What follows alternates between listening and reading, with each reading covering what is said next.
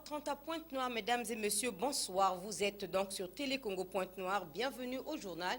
Ce journal qui s'articule autour de vœux ce jour des corps constitués au couple présidentiel au Palais du Peuple de Brazzaville. Dans ce journal, nous reviendrons sur cette cérémonie qui a duré pratiquement près de 5 heures. Nous partirons à l'étranger pour parler du putsch manqué au Gabon de la RDC qui demeure jusque-là dans l'attente de la publication des résultats de la présidentielle du 30 décembre 2018, puis aux États-Unis, pour parler de Donald Trump qui fait la sourde oreille quant à sa volonté d'ériger le mur frontalier entre les USA et le Mexique.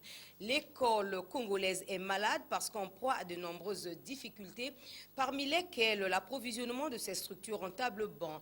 Et pourtant, l'on note depuis près de 5 ans déjà des tables-bancs qui jonchent le sol au lycée Victor Augagneur, ceci sous le regard indifférent des responsables du système éducatif de la place. C'est donc le dossier de la rédaction que nous vous proposons ce soir. Il porte la signature de Jenny Florence Ngouma. Tel est présenté les titres, mesdames et messieurs. À présent, passons aux détails. Comme annoncé en titre, lancement deuxième journée de présentation de vœux au couple présidentiel. La cérémonie s'est déroulée ce lundi au Palais du Peuple. Les membres des institutions constitutionnelles et des administrations publiques ont échangé les vœux avec le chef de l'État et son épouse, Madame Antoinette Sassou Nguesso. Alain, bienvenue au Bargui pour les notes de reportage. Tenue de ville exigée pour cette cérémonie, écharpe tricolore, vert, jaune, rouge pour les parlementaires, députés et sénateurs, les représentants du pouvoir judiciaire arborant leur toge traditionnelle.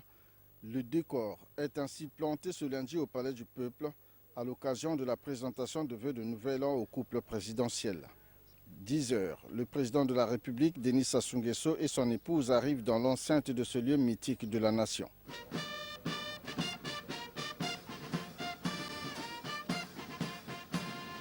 Le message du président de la République sur l'état de la nation devant le Parlement réuni en congrès le 29 décembre dernier domine cet instant. Il s'agit pour les institutions constitutionnelles et les administrations publiques de répondre aux exigences fixées par le chef de l'État en 2019, année placée sous le signe du travail, de la lutte contre la corruption, de l'accès des Congolais aux services sociaux de base, de la diversification de l'économie nationale et du rayonnement du Congo sur la scène internationale. Dans cet élan, la bonne gouvernance et l'assainissement des finances publiques restent un mot d'ordre. Le programme que nous allons définir en relation avec les orientations du président de la République feront de telle sorte que nous soyons toujours là en train de sauvegarder les intérêts du trésor public, en train de lutter contre la fraude, la corruption et la concussion, mais aussi en train de jouer notre rôle de pédagogie, faire de telle sorte que les gens soient de plus en plus aptes à pouvoir gérer dans les normes et dans les standards qui sont reconnus. Ici, les parlementaires ont du pain sur la planche. Ils ont un grand rôle à jouer. Le discours du président, c'est une espèce de baromètre, c'est une espèce d'orientation générale. Et chaque membre de la société, chaque corps d'État participe au fonctionnement de la société et les parlementaires, en ce qui les concerne, notre effort se traduit à travers les votes que nous faisons, des lois qui concourent, entre autres, à l'assainissement des finances publiques, à la lutte contre les antivaleurs. Par ailleurs, la mise en service de l'université Denis Sassou Nguesso de Kintélé est un pari à relever en 2019. Là-bas, il y aura essentiellement des écoles d'ingénieurs, des instituts techniques. Il y aura 2 facultés des sciences et techniques et des sciences techniques avancées. Donc c'est vraiment tourné vers les sciences et technologies. C'est un pas de plus qui est franchi dans l'enseignement supérieur de notre pays. Et cette année, la volonté du président est que l'année académique puisse démarrer. Lors de son message sur l'état de la nation le 29 décembre dernier, Denis Sassou Nguesso a donné le top, a donné donc le rythme et la cadence. Ce qui remet à dire qu'en 2019, a déclaré le Premier ministre Clément Mwamba, il est question de mettre en œuvre les orientations du chef de l'État. Ange Clotaire a recueilli les réactions à l'occasion de la cérémonie d'échange de vœux au couple présidentiel suivant. Tenue de ville exigée pour cette cérémonie, écharpe tricolore, vert, jaune, rouge pour les parlementaires, députés et sénateurs, les représentants du pouvoir judiciaire arborant leur toge traditionnelle. Le décor est ainsi planté ce lundi au Palais du Peuple à l'occasion de la présentation de vœux de nouvel an au couple présidentiel. 10 heures, le président de la République, Denis Sassou Nguesso, et son épouse arrivent dans l'enceinte de ce lieu mythique de la nation.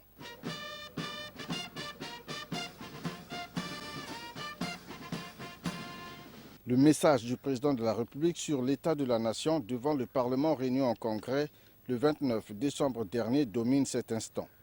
Il s'agit pour les institutions constitutionnelles et les administrations publiques de répondre aux exigences fixées par le chef de l'État en 2019, année placée sous le signe du travail, de la lutte contre la corruption, de l'accès des Congolais aux services sociaux de base, de la diversification de l'économie nationale et du rayonnement du Congo sur la scène internationale.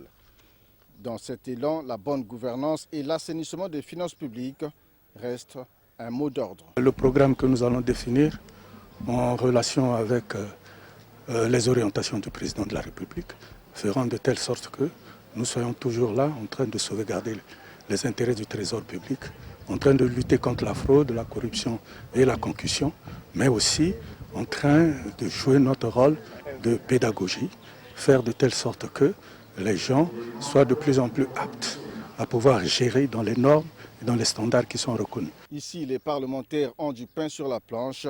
Ils ont un grand rôle à jouer. Le discours du président, c'est une espèce de baromètre, c'est une espèce d'orientation générale. Et chaque membre de la société, chaque corps d'État participe au fonctionnement de la société et les parlementaires, en ce qui les concerne, notre effort se traduit à travers les votes que nous faisons, des lois qui concourent, entre autres, à l'assainissement des finances publiques, à la lutte contre les antivaleurs. Par ailleurs, la mise en service de l'université Denis Sassou Nguesso de Kintélé est un pari à relever en 2019. Là-bas, il y aura essentiellement des écoles d'ingénieurs, des instituts techniques. Il y aura 2 facultés des sciences et techniques et des sciences techniques avancées. Donc c'est vraiment tourné vers les sciences et technologies. C'est un pas de plus qui est franchi dans l'enseignement supérieur de notre pays. Et cette année, la volonté du président est que l'année académique puisse démarrer. Toutes nos excuses et poursuivons donc ce téléjournal disant qu'en 2019, la gouvernance judiciaire va être davantage promue. Les efforts d'interconnexion par fibre optique vont être poursuivis, a déclaré en substance le chef de l'État, suivant une fois de plus Ange Clotaire. Dans son message sur l'état de la nation prononcé le 29 décembre 2018 devant la représentation populaire, le chef de l'État Denis Sassou Nguesso s'est amplement apaisanti sur les antivaleurs qui gangrènent le Congo, notamment la corruption, la concussion et la fraude. En serrant la main ce lundi 7 janvier 2019 à Denis Sassou Nguesso à l'occasion de la cérémonie d'échange de vœux avec le chef de l'État, le ministre de la Justice et des Droits humains, Ange-Aimé Wilfried Bininga, mesure l'ampleur de la tâche qui s'inscrit dans le cadre de la promotion de la gouvernance judiciaire, donc du développement national. En 2018, beaucoup a été fait. C'est pour structurer l'ensemble de la dynamique que notre pays va poursuivre. Donc 2019, c'est la première année de mise en œuvre de l'ensemble de ces mesures et je crois qu'avec le président de la République, nous irons résolument vers des résultats. En 2018, le ministère des Postes, Télécommunications et de l'économie numérique s'est beaucoup investi dans la mise en œuvre du projet d'interconnexion par fibre optique. En 2019, ces efforts vont se poursuivre. Puisque nous avons finalisé l'interconnexion avec le Gabon, il s'agit maintenant de pouvoir exploiter ce réseau. Et il y a déjà, dans le cadre d'un partenariat public-privé, un délégataire qui va exploiter le réseau, mais aussi étendre le réseau pour avoir ce qu'on appelle des redondances avec le Cameroun et la République centrafricaine. Toujours en 2019, certaines unités de la zone commerciale de Maluku vont être lancées, a rassuré le ministre Gilbert Mokoki, en charge des zones économiques spéciales. Et le nouveau code forestier va être examiné en vue de son adoption, a indiqué la ministre Rosalie Matondo. Hors de nos frontières, d'abord au Gabon, très tôt ce matin, le Gabon s'est réveillé sur une déclaration lue par le lieutenant de la garde républicaine, Kelly Ondan Obiang, déclaration dite du Conseil national de la restauration demandant en substance aux Gabonais de se lever contre les manœuvres en cours visant à confisquer le pouvoir. Aux dernières nouvelles, le porte-parole du gouvernement affirme que les responsables de ce mouvement ont été arrêtés. Images et commentaires. C'est par des coups de feu que plusieurs Gabonais se sont réveillés ce lundi matin. Des militaires ont pris d'assaut la télévision nationale et lu un message à la radio d'État très tôt lundi en appelant le peuple à se lever et annonçant la prochaine mise en place d'un conseil national de restauration à l'absence du président Ali Bongo Ondimba en convalescence au Maroc. Ce message a été lu par un militaire se présentant comme commandant adjoint de la garde républicaine et se disant président d'un mouvement patriotique des jeunes des forces de défense et de sécurité du Gabon. Le mouvement patriotique des jeunes des forces de défense et de sécurité, soucieux de sauver la démocratie en péril, préserver l'intégrité du territoire national et la cohésion nationale, a décidé ce jour de prendre ses responsabilités afin de mettre en déroute toutes les manœuvres en cours visant la confiscation du pouvoir par ceux qui, dans la nuit du 31 août 2016, ont lâchement fait assassiner nos jeunes compatriotes avec le soutien des institutions illégitimes et illégales. Par conséquent, dans le cadre d'une opération baptisée Opération Dignité, le mouvement demande à tous les jeunes des forces de défense et de sécurité et à toute la jeunesse gabonaise de se joindre à nous. Comme sur ces images amateurs, des blindés des forces de sécurité gabonaises convergeaient tôt ce matin vers la télévision nationale, 6 au boulevard Triomphal en plein cœur de Libreville, la capitale. Selon le ministre de la Communication Guy Bertrand Mapangou, porte-parole du gouvernement, les mutins ont été arrêtés par les unités du GIGN gabonais. Tous les points stratégiques sont sous contrôle ainsi que les abords de la radio nationale. Tout près de nous, décidément, la charge contre la commission électorale indépendante ne faiblit pas. Cela dit, après la communauté internationale, la SEMCO, c'est le tour des états-majors des candidats à mettre la pression. Ainsi, le mouvement Lamouka, proche de Martin Fayoulou, somme la CENI de publier les résultats publiés au bureau de vote. Images et commentaires Africa News. La tension n'est toujours pas retombée dans les états-majors de campagne une semaine après les élections en République démocratique du Congo, notamment en ce qui concerne le scrutin présidentiel. Le camp de Martin Fayoulou, le candidat de la coalition de l'opposition, a déjà désigné le responsable de ce délai et se dit prêt à réagir en cas de nécessité. La coalition Lamouka met en garde la CENI contre toute tentative de modifier les résultats affichée devant les bureaux de vote et la tiendra pour responsable de toutes les conséquences qui pourraient résulter de cette situation. La CENI, la commission électorale, devait annoncer les résultats ce dimanche, mais elle a renvoyé l'échéance la semaine prochaine sans autre précision. Ce décalage annoncé par le président de la commission électorale a fait grimper les craintes de violence post-électorale en RDC. La coalition Lamouka, avec le peuple congolais, attendent dans la sérénité couplée d'une vigilance accrue que la CENI puisse rapidement annoncer les résultats tels qu'affichés dans les bureaux de vote et conformes à la volonté du peuple congolais. Plus le temps passe, plus la commission électorale se trouve sous le feu croisé des critiques de la conférence épiscopale, de l'Union européenne et des États-Unis, qui se rejoignent sur la nécessité de publier des résultats qui respectent la vérité des urnes.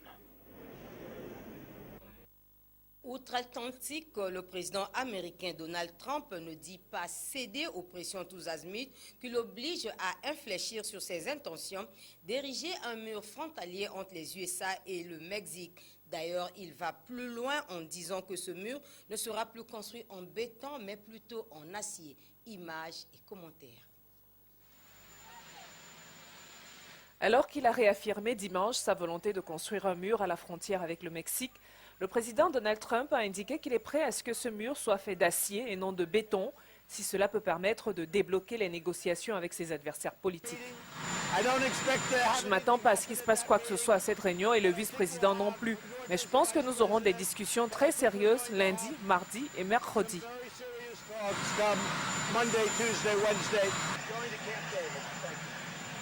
La paralysie partielle de l'administration fédérale est entrée dans sa 3e semaine, mais Donald Trump a affirmé vendredi être prêt à ce qu'elle dure plusieurs mois, voire plus d'1 an.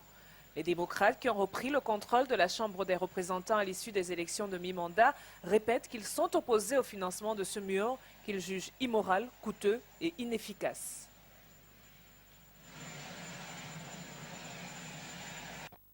À Pointe-Noire, l'on a parlé hier du Club des marcheurs qui a organisé son repas de solidarité pour relancer ses activités au titre de cette année qui commence. L'occasion pour les membres du dit club de féliciter le gouvernement de la République pour avoir honoré la création des clubs des marcheurs et d'avoir décrété une journée sportive nationale de la marche lors du dernier conseil des ministres. Amédée Mesme Massengo, reportage. Au sortir du tout dernier Conseil des ministres, le gouvernement de la République a décrété une loi sur l'organisation de la Journée nationale de la marche sportive. Une décision bonnement saluée par le géniteur du Club des marcheurs du dimanche au Congo, le préfet Alexandre Honoré Paka. Nous avons été agréablement surpris d'apprendre que notre initiative, à savoir la marche sportive, a été retenue comme une règle désormais applicable sur toute l'étendue du territoire. Et cela, c'est une fois de plus un honneur pour nous que la marche sportive soit reconnue de manière officielle. Le département de Pointe-Noire étant le premier à initier des rencontres citoyennes au travers la création du Club des marcheurs du dimanche, Jean-Louis Bantou, président du dit club à Pointe-Noire, a organisé une rencontre festive avec l'ensemble des marcheurs de son club, non seulement pour féliciter le gouvernement de la République, mais aussi lancer à l'occasion les activités de la marche sportive au sein des clubs des marcheurs. Le Club des marcheurs du dimanche organise son repas de solidarité pour lancer toutes les activités de l'année 2019. Le gouvernement de la République avait décidé que 2 jours par semaine, la marche sportive sera instituée sur toute l'étendue du territoire national. En mai 2005, sous la férule du préfet Alexandre Honoré Paka, nous avons résolu de créer ce qu'on appelle la marche sportive citoyenne.